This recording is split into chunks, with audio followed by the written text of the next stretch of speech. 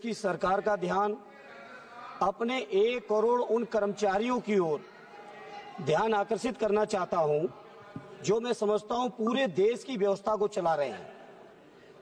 सभापति जी, बहुत अफसोस की बात है, 2004 से एक नेशनल पेंशन स्कीम लागू हुई। उस नेशनल पेंशन स्कीम का परिणाम ये रहा कि जब कर्मचारी रिटायर होते थे तो सभापति जी 800, 1200, 1800, 4000 की केवल पेंशन उनके परिवार की सुरक्षा के लिए थी।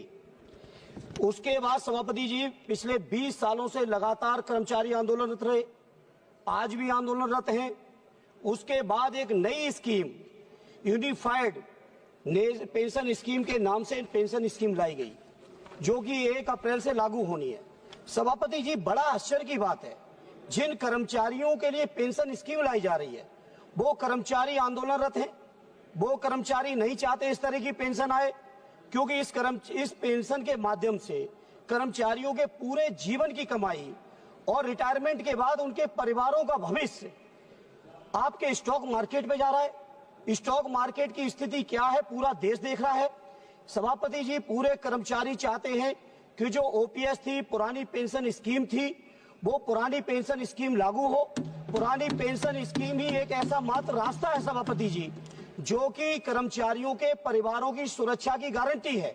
और मैं समझता हूं कोई भी सरकार हो बिना कर्मचारियों के व्यापक समर्थन और सहयोग के नहीं चल सकती है। जनता के और सरकार के बीच का पुल है कर्मचारी।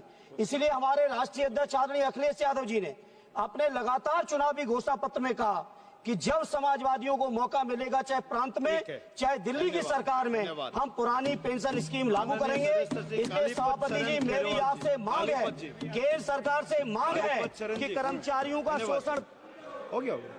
विषय आ गया आपका, बहुत महत्वपूर्ण विषय होता है।